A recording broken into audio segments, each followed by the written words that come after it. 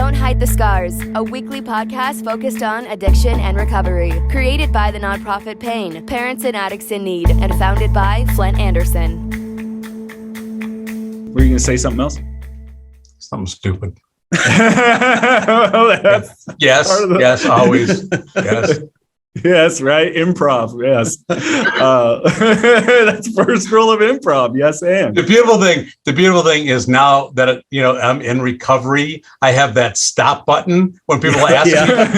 Before they'd say, "Well, you want to repeat that?" I'm like, yes, I would like to repeat that. Now I'm like, nope, no, yep. That one got away on me. Sorry.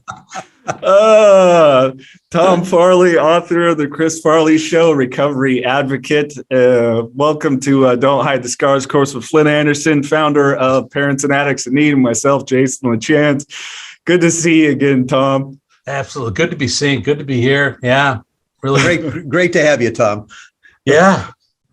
Well, let's dive right in. We were talking before we hit record about the importance of connectivity. And I know that you and I have talked a lot about that. And I think we're all in agreement that the opposite of addiction isn't necessarily recovery. It's connectivity. Mm-hmm. So true. So true.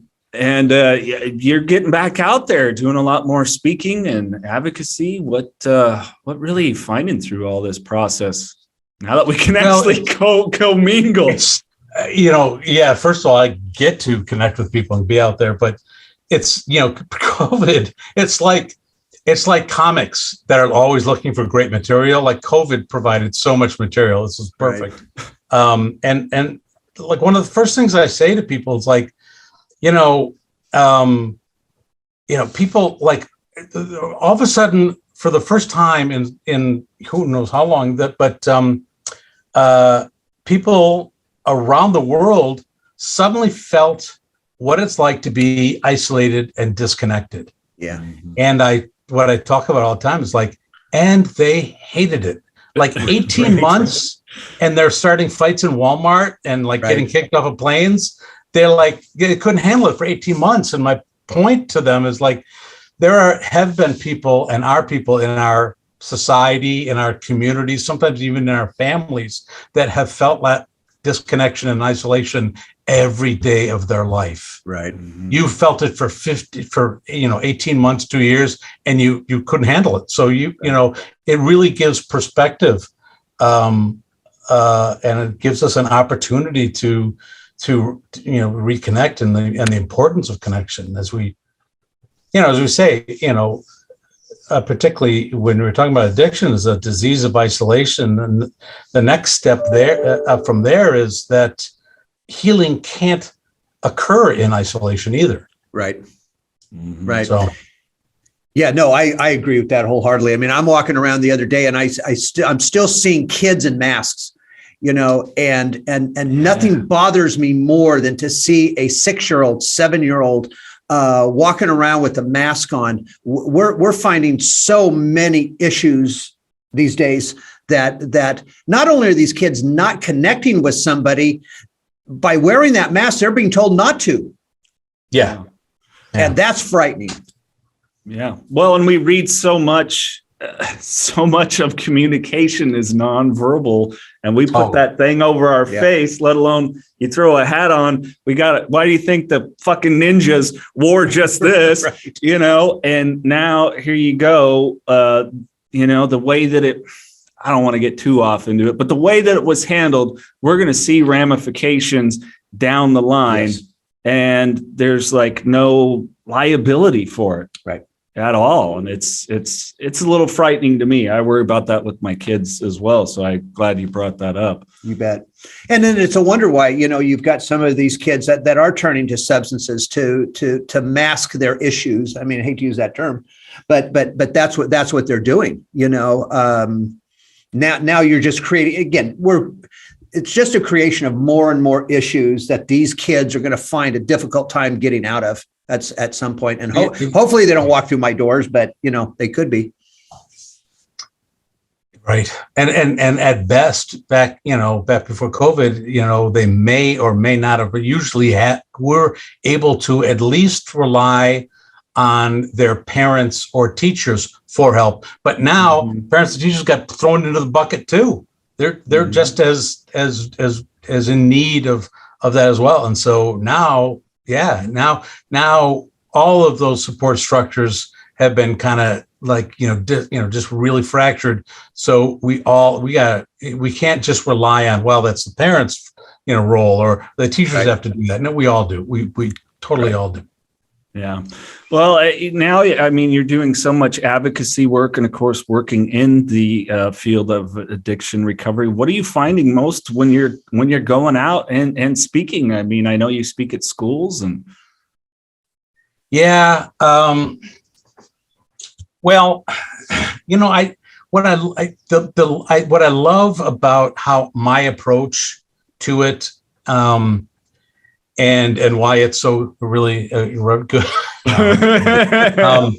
No, it's because, from the start, I mean, I couldn't have gone into this, even when I started the Chris Farley Foundation, if I'm using, and way back then I did, solely use Chris as kind of my, my brand, how I had to use, incorporate at least humor.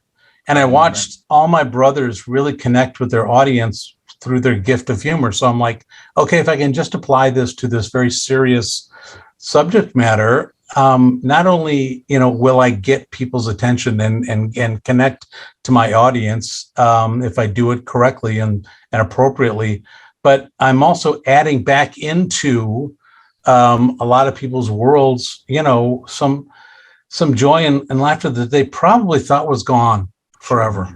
Sure. And so I love that that's my space, and even clinicians. I was speaking a couple of weeks ago to a bunch of healthcare executives in Colorado.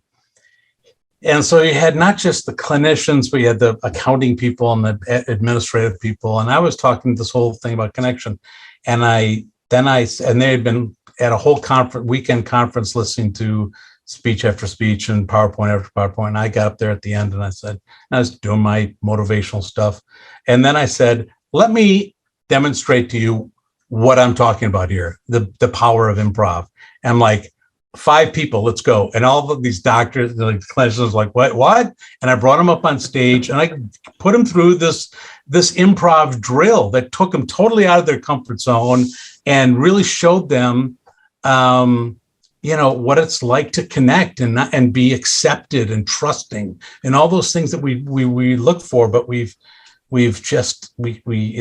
so hard for us to go there. And I'm like, this is what, a trusting, good ensemble looks like. And they were like, wow, it was amazing. Yeah. That's funny because I love that. When I'm out doing my public speaking routine, I remember one time I was speaking to a bunch of graduate students at Fresno State in psychology. And I get there, it's one of those Friday night classes of about 50 people. And, and they're bored to death anyway. And there was one guy before me that was talking about sex addiction. And so, we each had 2 hours to speak. So I went in about 30 minutes early and I'm listening to this cat. And he's standing there and he is as dry as the Sahara Desert. He's got this PowerPoint thing going on. Okay. Right. With sex addiction. Right. And I'm texting my wife going, get me the hell out of here. Okay. And so what I did was, so this guy gets done and you hear this kind of sporadic, bad word choice, but okay. So I get up, I get in front of these people and I said, listen, I don't do PowerPoint. All right. I don't carry sticks. I don't turn to my back to you. I don't do it. This is about you and me. All right. And I'm going to give you the truth about addiction here. And you may like it. You may not like it, but here we go. And I just lit into it for about an hour and a half. And again, not because it's me, but I got a standing O at the end. They were engaged. They were asking questions. They were doing those things. It's like, that's the point of what we're trying to do when we're talking about recovering, we're talking about substance abuse, you've got to get these people engaged. You've got to speak their language, that they know what you're talking about, instead of some stupid ass PowerPoint behind it. I get, it was just beautiful. I just love that. Yeah, you got to light that fire. You got to connect to emotion. Like numbers and facts and figures. There are a few people I think that are really attracted to that kind of thing. I don't hang out with them, but right. But when you connect emotionally to not only you're not gonna they're not gonna forget you. They're gonna be moved by it, because that's what moves people. Right. Is how you've engaged them emotionally and connected to them that way. And I guarantee you that that's where action happens, when you've done that, not somebody walking out of your, with this PowerPoint figure, like, well, did you know that X percent, like nobody cares. Yeah, nobody cares. And Tom, I want to ask you this, because this is what I have found, especially speaking to high school students in particular, and of course, college students. But high school students, they think they're full-grown adults, and they want to be treated like full-grown adults, even though they're not. So when we go in, we're telling them real life stories here. We're telling them the down and dirty part of my addiction. Of course, we incorporate that with fun and laughter and those kinds of things. Yeah. But I find more high school students engage, instead of when you're talking like that, instead of like a DARE program or Red Ribbon Week or any of that nonsense, because I don't agree with those programs at all, to be honest with you. But I don't know. Do you find the same thing when you're speaking to high schools? Well, for years, that's why I started what I was doing. I looked at these students, and I still describe, the first time I used to go into health classes, and, there'd be all these, like teens, like filing into class. I talk about it all the time. It was like, so you'd have the jocks in one corner, fooling, just joking around, pushing each other around, in one corner. You had the kids in black in the other corner, like coloring on themselves and being mopey. And then you had, me too. I was kind of in between. And then you had the people in the front with their notebooks open, ready to take down every note like there was going to be a test. And I would come in and he's introduced, this is Chris Farley, Tom Farley, brother Chris. He runs the Chris Farley Foundation. And every kid would just like lean forward. Yeah. I had 100% attention. And I'm like, okay, that tells me that, well, that the brand is really key to you got to connect somehow. Right. But then what do you do from there? And I looked at all these programs that delivered facts and figures, and like, how many more, pamphlets do you need on methamphetamines or what the newest, named, drug or opioid?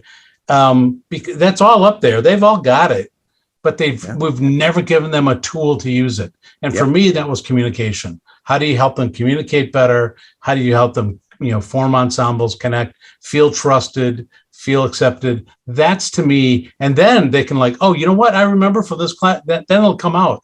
But to just jam them full of, it's necessary, but there's the other half of the equation wasn't never approached. And I just knew I couldn't, on the academic side, I couldn't do that. So I had to do something.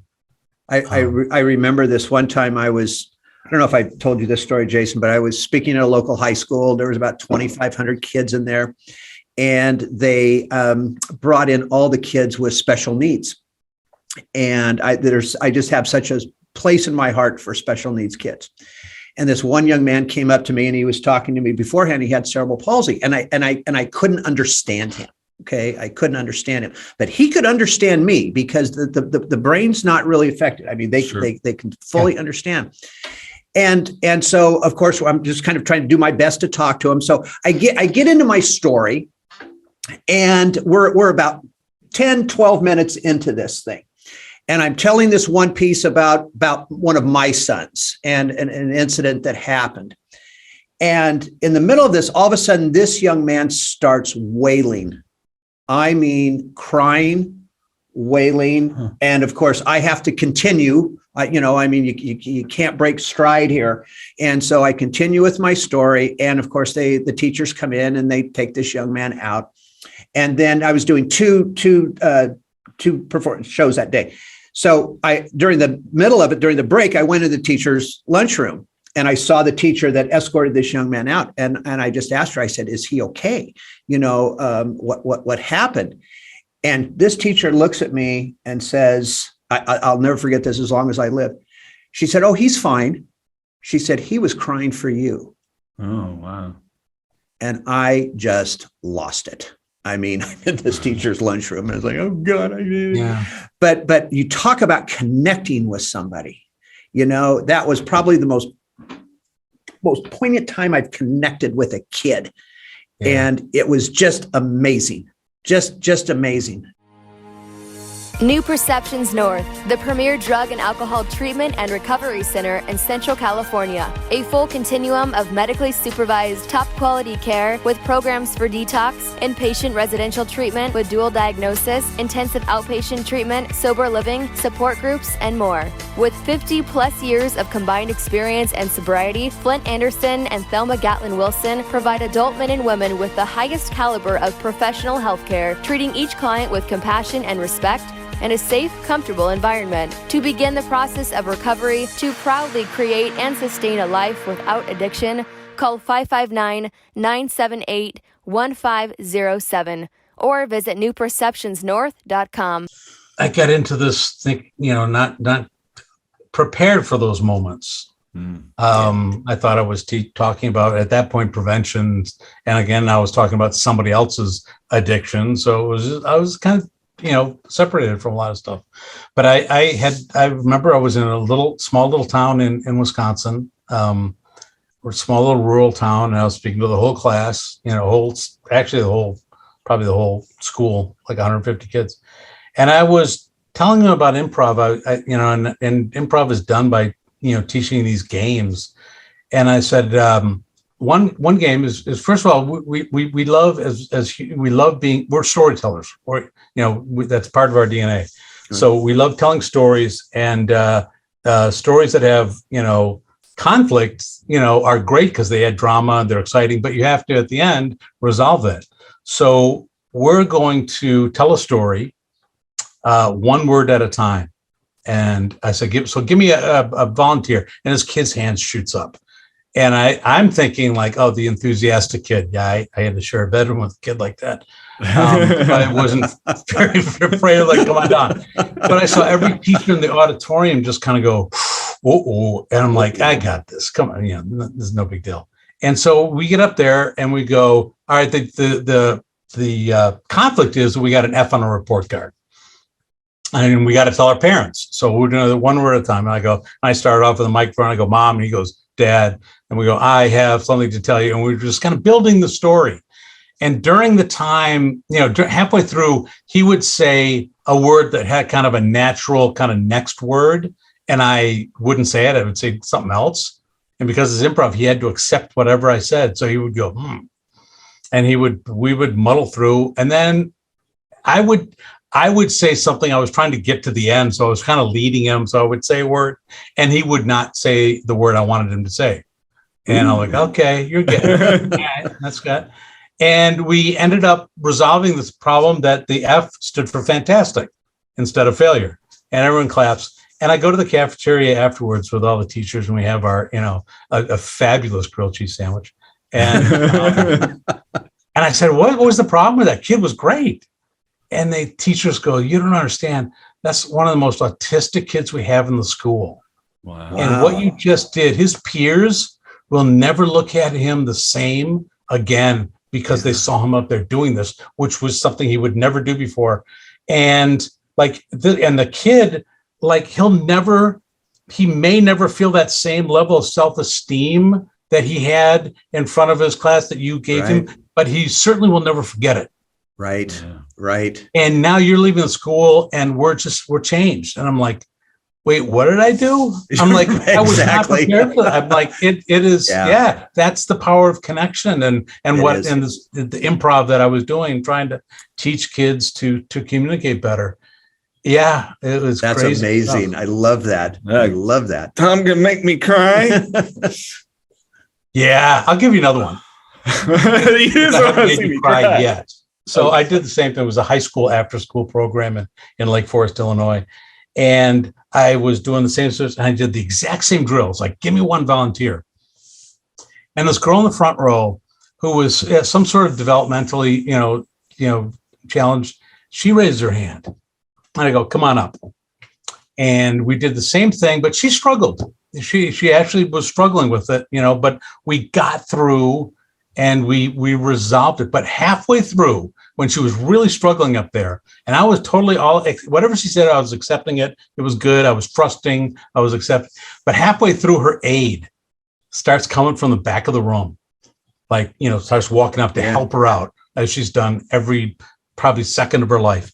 And I gave her the stiff arm. I'm like, nope, we got this. Right. And just told her to sit down. And everyone saw that. And the girl saw me do that. And she's like, wait, I can do this by myself?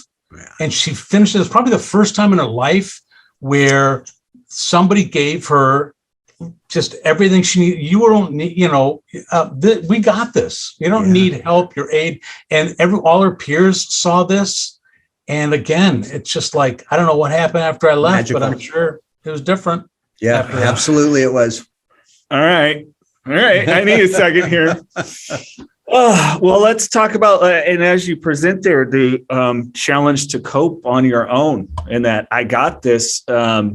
Let's jump back to kind of childhood and the Farley family and coping, if we will, because, the lineage of substance abuse is ever present. Oh, we had all the Tinker Toys, there. We had we were Irish. We were from Wisconsin, which I don't know if have a bit of a drinking problem out here. Family history, we had all the stuff, and also, kind of not just on drinking, but Irish. We love to kind of create narratives and tell stories and really not live, truthfully. So we had it all. It was just perfect package. So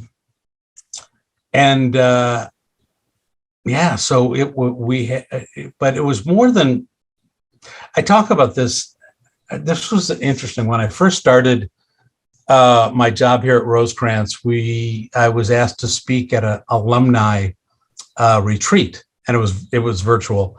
So I'm listening to all the speakers, all day long of speakers. I was the final speaker. I was the big end, the headline. So I'm listening to this clinician, and she's talking about trauma. And I was trauma. Okay, I know trauma. Your life's going this way, then something happens, and now you're down this path. I thought it was something specific, and which it is. The big T trauma, as they say it. But she was talking about other little things that go to form kind of your behaviors and stuff like that. And I'm listening to this, and by the time it got to be about an hour later, it was my turn. I'm like, hey, time out. Had the speech, but I got to talk about this. I go, it just hit me at the moment. I'm like, I realized that in my family, I said, here's what trauma was like in my family. And I said, we had literally one, I'd like to say I don't know if it's so good now, but we had one emotional bullet in our gun once. Can you imagine what that one emotion that Farley's did for humor for everything? That was which means if somebody was stressed out, frustrated in our family, we laughed. If somebody was angry, we definitely laughed. If somebody fell and hurt themselves, we laughed, not because we were mean or anything, but we just didn't like people being in pain. And we had this gift of this Irish laughter that we thought could solve everything. So we didn't learn any other emotions but that. Like when somebody experienced joy, we laughed, which isn't the same thing. Right. We couldn't even let people go to the highest end of the emotional scale positively without taking it down to laughter. That was our way. And And then we developed a second emotion, which means that when somebody wasn't responding the way we wanted them to, like they fell, they hurt themselves, and we laughed and they're still in pain, then we got frustrated and angry. So we ping-ponged between these two kind of things. And you know, I said, oh, I'm not going to bring my kids up like my, but I became the dad that teased, that, you know, if somebody was afraid of the dark, I would tell a spooky story. You know, I that's all I knew. And it literally wasn't until I got into recovery that I started exploring these other things like gratitude and humility and grace and all these other emotions that are necessary to recover. And I'm like, oh, wow, I thought it was just, you know, I just avoid drinking. No, and there was some heavy duty work to be done, thanks to just, you know, this kind of fun Farley little family that I was raised in. So but it was interesting. It was really like, I couldn't have, like, you know, recovery wouldn't have been successful without those kind of, you know, those moments. I'm like, and so it was great to be able to talk to that, like, live on the, like, right there. I'm like, thought this guy was supposed to tell jokes. I'm like, no. How has, because I know we've talked that you and I kind of had a similar approach at one time to our alcoholism. Both of us, our primary drug of choice, as if we had a choice, but we both kind of white knuckled it and then took it serious with 12 steps and stuff like that. How has it now, the relationship, changed with your kids and your family members? Because you've really dug into it, like hardcore. Yeah. You know, again, I go back to that kind of Irish thing. When I first heard the words in a meeting, you know, rigorous honesty, I went, oh, wow, wouldn't that be something? And I just because I knew I was carrying this just several narratives about who Tom Farley was, you know, about trying to show people this image, you know, and it got really tiring. And, you know, and also alcohol wasn't the medication that I, you know, initially used it for. It just wasn't, you know, that wasn't working either. It just became a problem. So yeah, so that's been really neat, just kind of delving there. But as you said, like, when I was running the Chris Farley Foundation, going into schools and talking, and because my kids were little, I didn't want them to kind of be raised in that same environment I grew up in, which I thought was just about drinking. So I could get 5 years of sobriety under my belt, because I had so much going on. But you know, stress would come back in my life, and, you know, I was back on varsity, you know, immediately. You know, it was amazing how like, well, I can have like one Guinness on St. Patrick's Day, or maybe two. That's okay, right? And then it was just, it was over. So I just did that, you know, a couple of times, and yet I was still creating these, like, amazing, you know, fractured relationships and train wrecks everywhere and job loss and all that kind of stuff. Like, but I'm sober, you know, and I would try to go into meetings during those times, and sobriety was, you know, was always my barometer. I would like, well, I don't drink that much, you know, or that guy takes drugs and drinks, like, ooh, you know, and that was the wrong barometer. But when I finally, this last time, when I finally got fed up again, and I had like 4 months of sobriety, I'm like, I'm going to stop again. I got 4 months in, and I ran into an old friend of mine that runs a outpatient clinic here that's now part of Rosecrans. Now I work with her, but I started, you know, doing my improv stuff with her teen groups years ago. And she said, how you doing? It's like, you know, great. Like, I proudly announced that I've been 4 months sober. She said, okay, that's great. It's like, let's get coffee sometime. I'm like, I'd love to. That'd be great. Where should we, she goes, why don't you meet me Saturday morning, 9:00 in the basement of the Presbyterian Church? There it is. Okay. There it is. I hear you. And but I trusted her, and I knew that she was helped so many people. I'm like, okay. And I walked in and I started, it took me a couple of times because I thought like, oh, I have an audience. So I was just doing stupid, like reading the fifth chapter in like a British voice, I'm kidding. I didn't do that. But stuff like that though. And then I just started to, and she said to me like about a year in, she goes, it was amazing to watch you just the level of acceptance grow. And I realized quickly that it wasn't about drinking. It was about like, oh, I think like that guy. I think, well, this person, yep, I think like that. And I'm totally, dishonest in that way. And all of a sudden, like, I just realized that this wasn't, that the sobriety was only giving me the clarity to work on all this other stuff, which I didn't realize that was the point of it all. So once and it's been so great. You mentioned my kids. In the middle of COVID, my daughter came out from the one that graduated from NYU, came out to visit. And we went to a restaurant and, it was kind of that COVID break. So it's like, well, we don't have menus, you just order on your phone and somebody will, bring your food to your table, and I'm a technology guy. I'm not like some old geezer, but I have a question. She's on her phone. I'm on my phone, but I'm paying for both. Like, how do we do that? And he was like, well, if you really need a menu, I'm like, that's not what I'm saying. Just help me figure this out. And I was just getting really, just frustrated, and I was taking it out on him. You know what? I'll figure this out. And then we figured it out, and the food came, and I was nice to the guy. He was just but in between that, I said to my daughter, like, you know what? Really sorry. I did that. And she said, Dad, like when we were growing up, those moments happened all the time.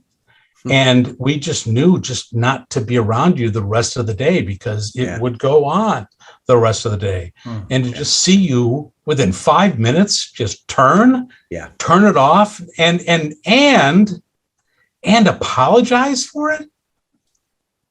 I almost started crying. I was like, you saw that? You're like, yeah, this is somebody completely different. And it's so great for those moments for your kid to see it and acknowledge for not just your kids, but anyone like that you've seen long, that you've had.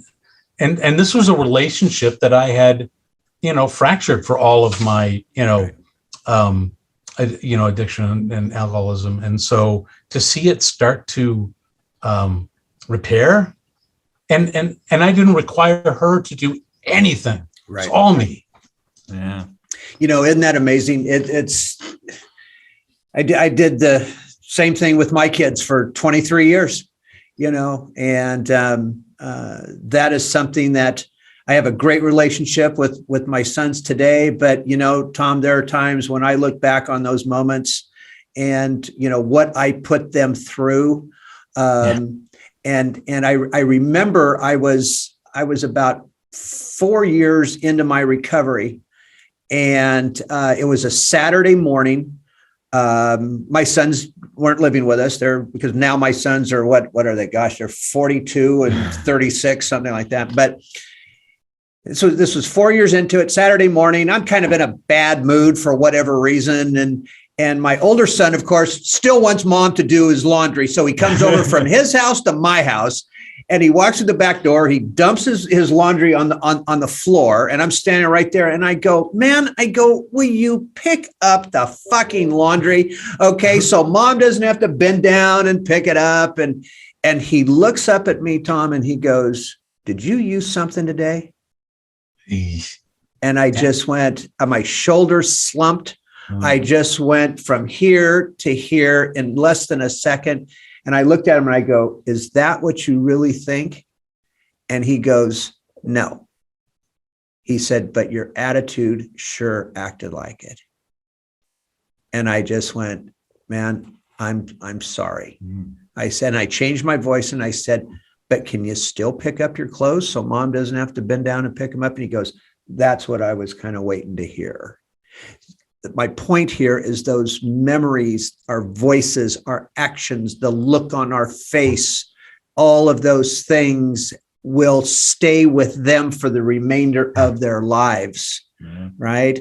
And the only thing that I can do in that little, when those things arise now, is obviously to apologize quickly, ask for forgiveness quickly, because they know when you're using or not. Oh, sure. And right. But it was a moment that I just had with my son right there. Yeah. And it was an eye-opening moment to where, man, I really caused some damage here. Yeah. But I still have to move forward as well. I can't dwell on that either. I have to take those steps to continue to change, even though I've got 21 years of sobriety, and I still have to work at things every day. Yeah, but you know what you're doing, though? You're breaking that cycle. We all want to be better, parents than our parents. And yet we're not given any playbook to do that. You got to figure it out. Like, as I said, I didn't want to be, like my parent, but I did kind of fall back on that emotional, coping mechanism, and it wasn't helpful for my kids. But what you can do, though, because your kids are going to well, I don't want to be like that. That's a good, they'll take the good and try and throw out the bad, but and go forward. But what you can do is, and I think people in recovery have an amazing capacity, ability, whatever you want to call it, to do this, is to accelerate that process by saying, this is what I, by taking, this is what I did. And that is the thing. Yeah. That is that thinking that I have that I'm trying to change. And it's going to take a lifetime to do it, and I'm going to fall back on it. But the more your kids hear that, then they don't fall back. They don't go back on this memory, this model that you originally showed them. You're emphasizing this new person, this new model. Right. And it's that shift. Now I'm giving you kind of a new model here. And I want to, point out those moments, or with your help to say, this is a better shot. You can't undo what you did. Right. But if you want to use a model, I'm trying to give you something better to go on. Absolutely. Yeah. Well said. Thank you. Yeah. Breaking a lot of the subconscious way of not only doing things, but the response to it, and creating a new paradigm for what the relationship and interactions can be like moving forward.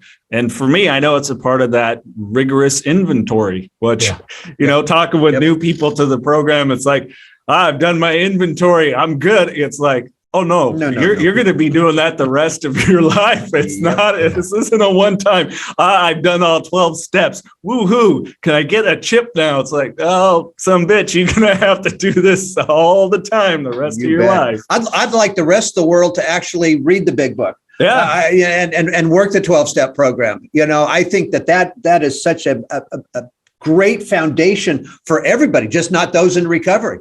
I really do, and it's interesting now today, wherever I'm at in my recovery, even unconsciously, I probably use one of those 12 steps at some point every day without even realizing it. I certainly say the Serenity Prayer almost every day. Yeah. I mean, that's for certain. But, it's interesting. I was thinking about that there, because now that there's so many 12-step programs for almost everything. And a lot of people just kind of are very sticklers about this is for this, that's for that. But and I've got a bit of a weight problem. That's kind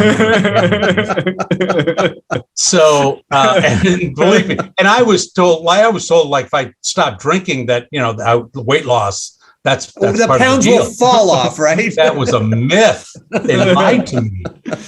So.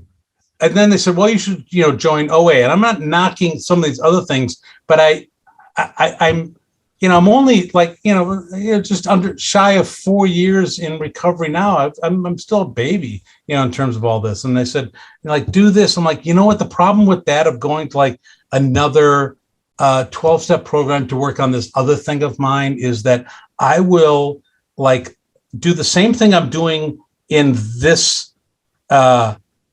recovery program. I would do the same thing over there. If I'm not kind of doing my inventory as much as I should, you know what? I'm definitely going to avoid doing that over there too. So what's the difference? Yeah. If I got to change my mindset and the way I think, it's universal. It's not just about my drinking. It's got to be about almost everything. And absolutely.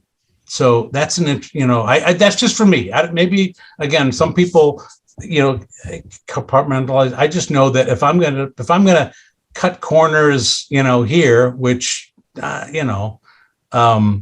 have. I'll be honest.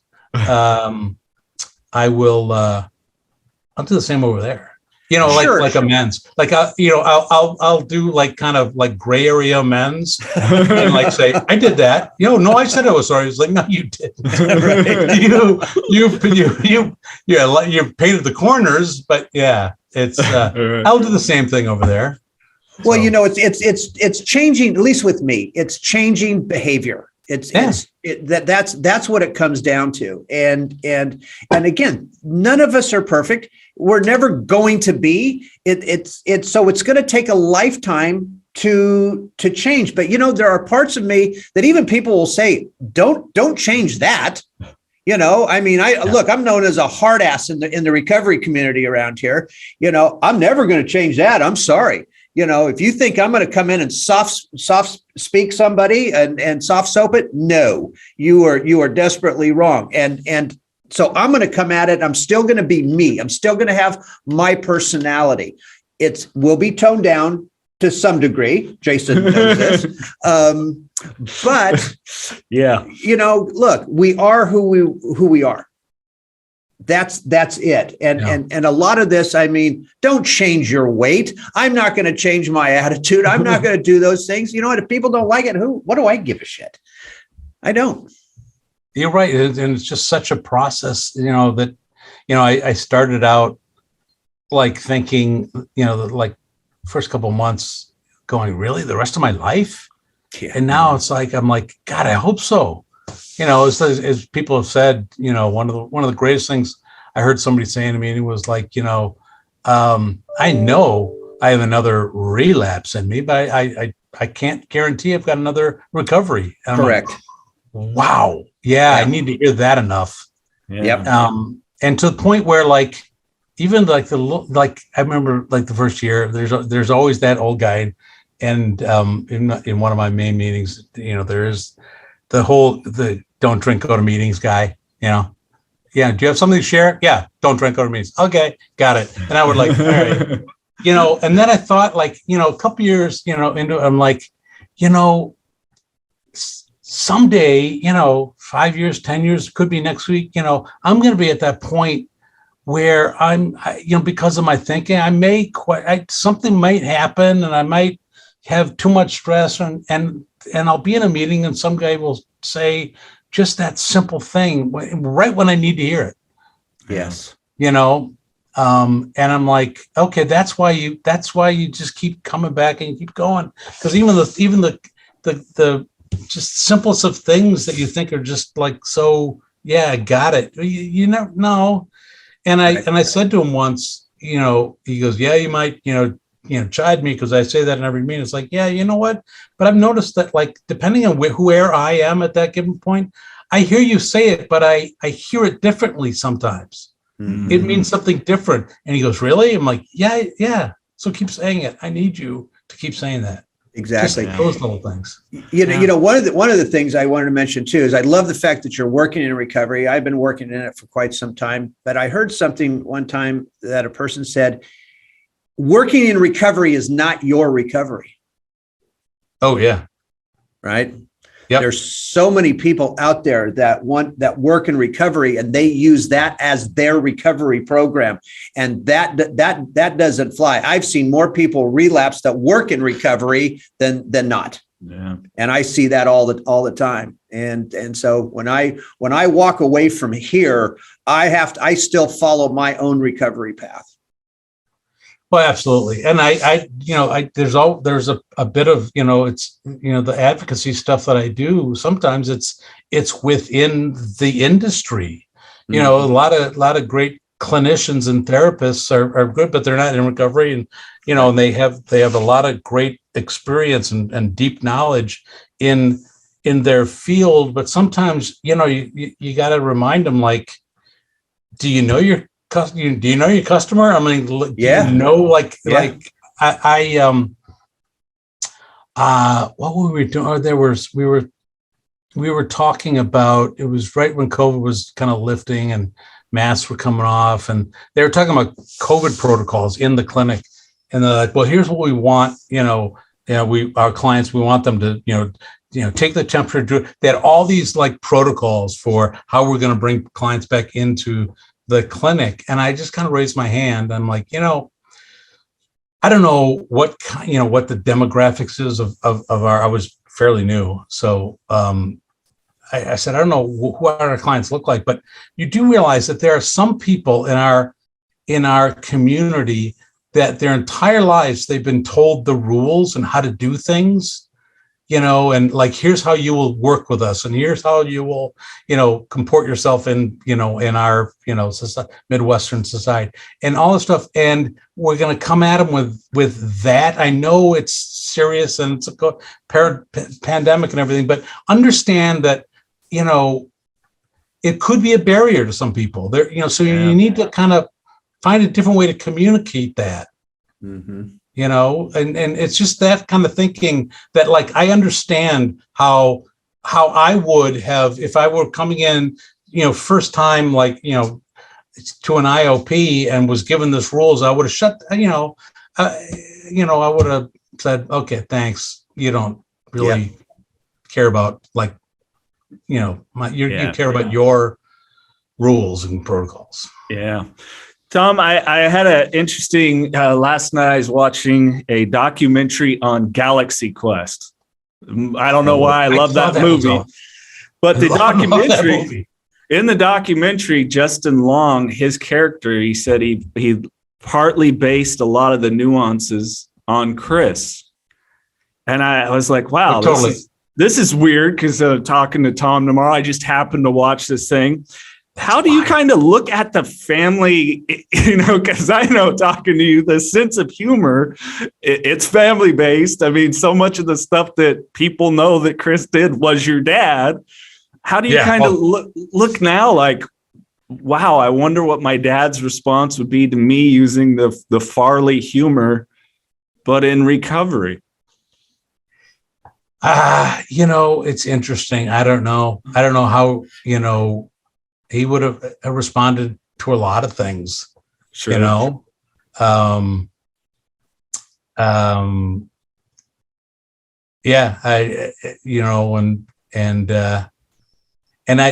it's interesting. I don't know if Chris would have been able to get,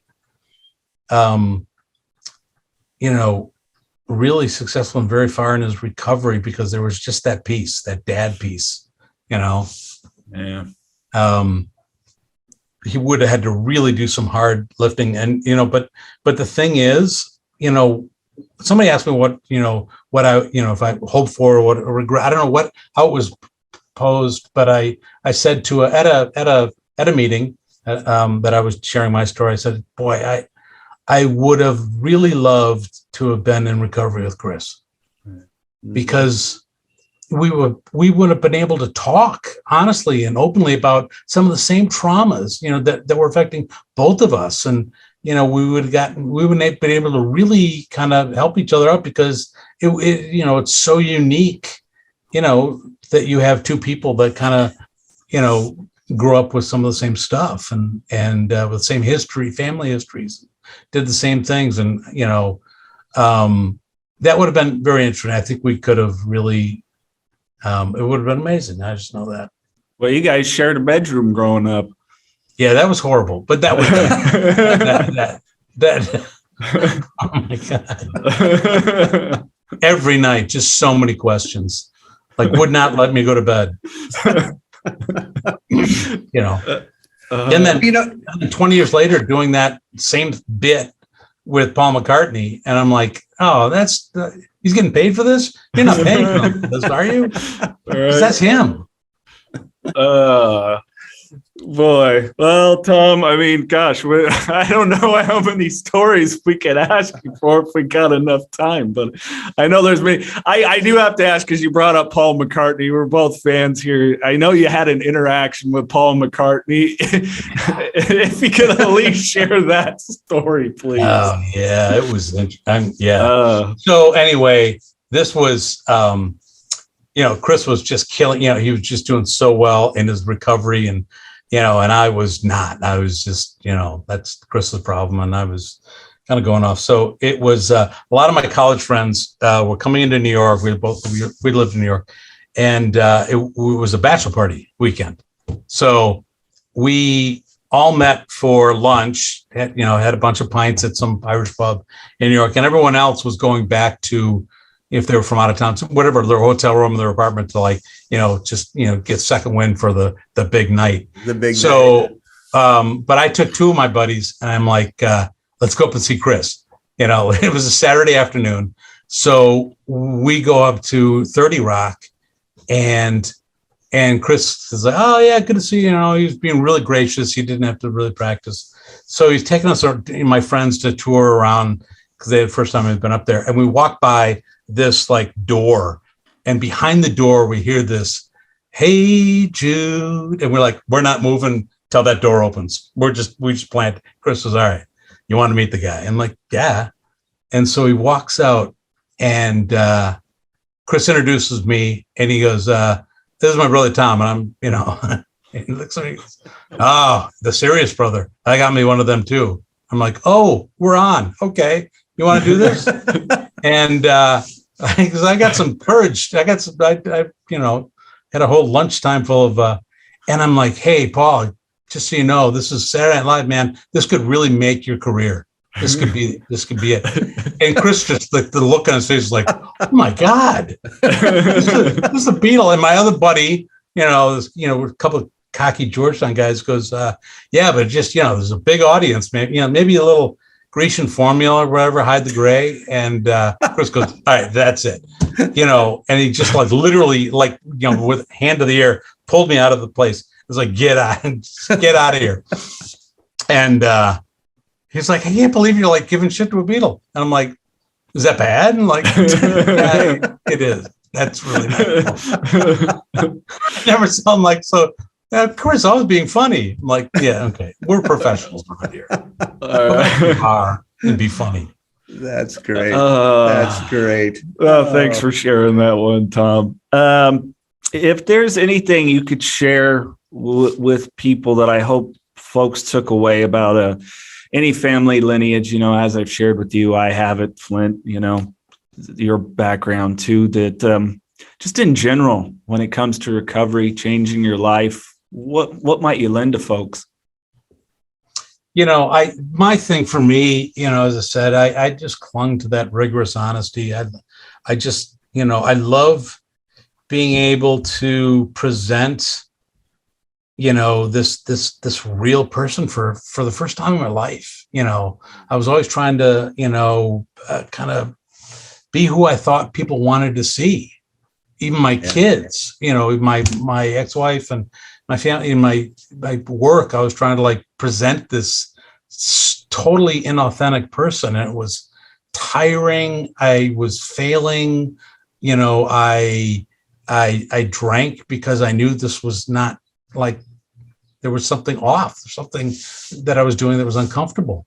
And so to just be able to just be honest. And when I say, honesty, it doesn't mean me sharing my story. That's just, but me just being authentic. I mean, just me, just working for a change, for part of that, one of the things that somebody said in a meeting that was one of those bell ringers moments was a simple, just a story, just actions before results. Yeah. Was a theme of a meeting once. I'm like, wait, what? And it's like, yeah, like, and I'm like, I realized I had lived my whole life looking at results. Like, well, I went to this college, so I should be here. I should have this kind of house, I should have, all this kind of stuff is what I always looking at the result and not doing the work, not doing the actions, Right. and all of a sudden, just in recovery, just paying attention to, the stuff I can control, all those results. I was looking at like, why isn't that happening? It was like, because you're not doing the stuff, that you're in control of, and you're in control of of your actions. Those produce the results, not like everything else. So yeah, just all of a sudden, like seeing that, and again, life didn't get any easier for me, but it's definitely getting better. There's still stuff, but it's like I just feel better about being more honest and doing the work. I've said this for years, that first 4 years of one's recovery is, at least to me, was the toughest time, because I knew there was so much change that had to be made. And I'm one of those guys is let's get in, let's get it done. This is taking too long. I got to speed the process up here. And once I started slowing up that process, I found that things were just a little bit smoother, because my guilt was so bad about the things that I had done and the things that I had done to people that I wanted to get to the end fast. Yeah. And as soon as I realized is that there is no end, right? This is going to be constant. This is something that I'm going to have to work on for the rest of my life. Then it tended to get a little easier. Plus, in that first 4 years, that brain is now beginning to actually heal. Mm-hmm. Serotonin's coming back, dopamine's coming back, your maturity level is coming back to life again. I mean, there's a difference, but my maturity level was in the shitter. Okay. Because it's the old story, when you get, especially with opioids, it cuts your maturity level in half. So when I got clean and sober at 45, my family was still dealing with a 22-year-old. But now at almost 67, I still think I'm 18 from the neck up, but the body, I'm like from 90, let's not go there. Let's just not. But there's pills for that, Yeah. Well, that's the other thing. Yeah. I don't need that. I'm just giving you shit. I know you are. But that first 4 years, it's a little tough during then. Yeah. But I'll tell you, after that 4 years, man, things just start to level out a little bit, and it's kind of nice. I like that. I like that level of just being there. I don't worry about as much. I don't take things as serious as I used to. I still have to think about things, obviously, but it does get a little easier. But I'm going to go back to something that you said a while back. And I've heard that statement a lot. And I've told people this. I have another relapse in me. I guarantee you I do not have another recovery in me. If I went out and used today, I will not be back, because it's just too damn hard. Yeah. Just too damn hard. Right. And so me knowing that actually gives me that strength to continue down this path, because I live by one mantra, and that is, when I die, my sons, my wife will know that I did not die of a drug overdose. Nice. I could get hit by a bus, plane crash, cancer, whatever it is, but they're going to know that I didn't die from a drug overdose. Yeah. That's important. That is nice. That's a nice thought. It absolutely is. I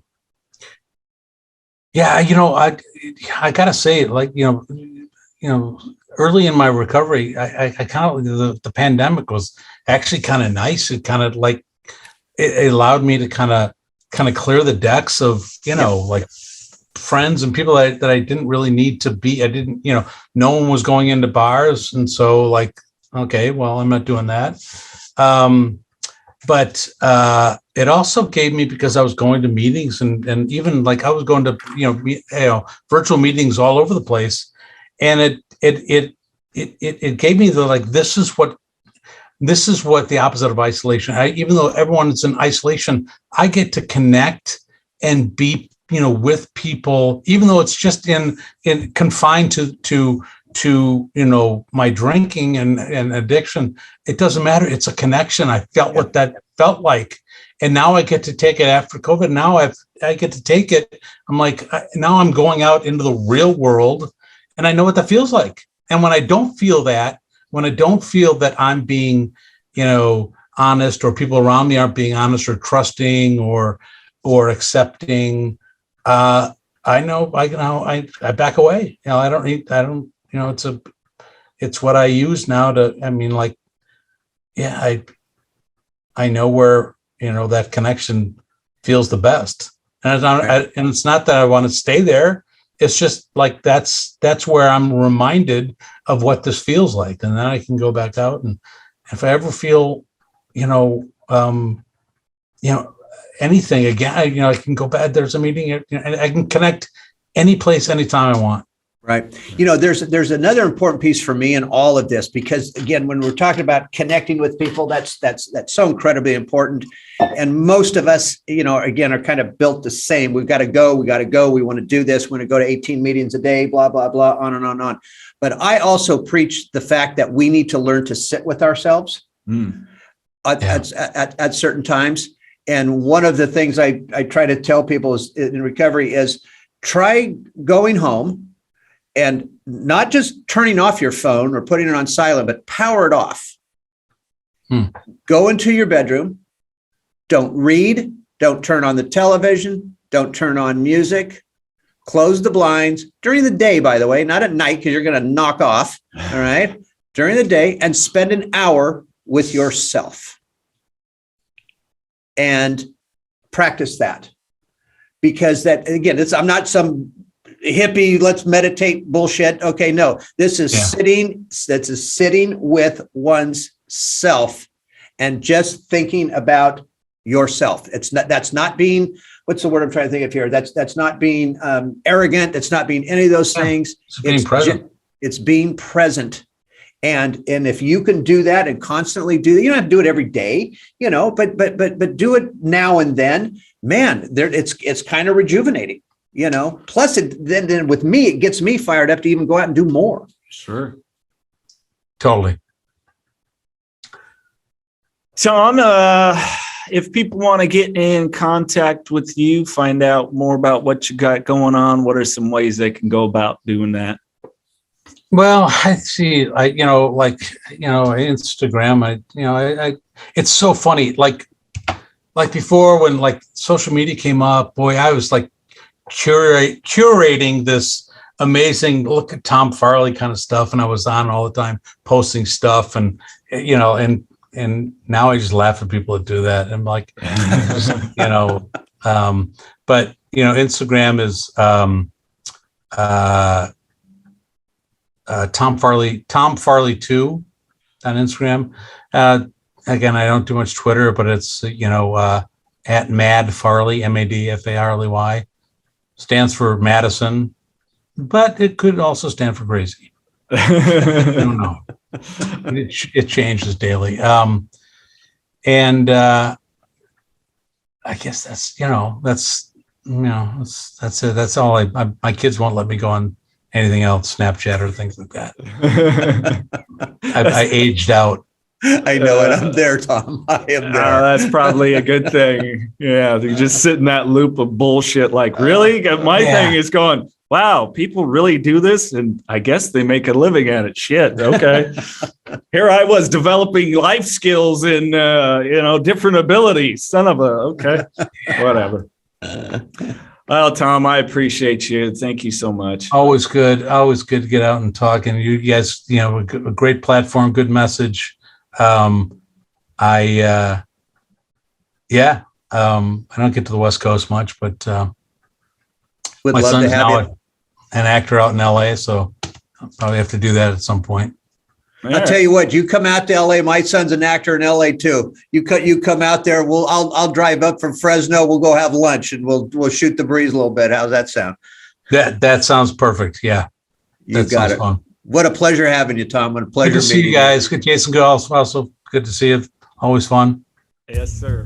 If you or a loved one is struggling with addiction, please call Parents and Addicts in Need at 559-579-1551 or check us out online at painnonprofit.org. Follow us on social media at Pain Nonprofit. Please subscribe to the podcast and share with others wherever you get podcasts and on YouTube. To donate, please click the link in the description and help us save more lives gripped by addiction. This podcast contains the views and opinions of hosts and their guests to the show. The content here should not be taken as medical advice. The content here is for informational purposes only. And because each person is sharing their unique perspective, please consult your healthcare professional for any medical questions. Views and opinions expressed in the podcast and website are our own and do not represent that of our places of work. While we make every effort to ensure that the information we are sharing is accurate, we welcome any comments, suggestions, or correction of errors. Privacy is of the utmost importance to us. For those wishing anonymity, people, places, and scenarios mentioned in the podcast have been changed to protect confidentiality at the request of certain guests. This website or podcast should not be used in any legal capacity whatsoever, including but not limited to establishing standard of care in a legal sense or as a basis for expert witness testimony. No guarantee is given regarding the accuracy of any statements or opinions made on the podcast or website. In no way does listening, reading, emailing, or interacting on social media with our content establish a doctor-patient relationship. If you find any errors in any of the content of this podcast or blogs, please send a message through the contact page.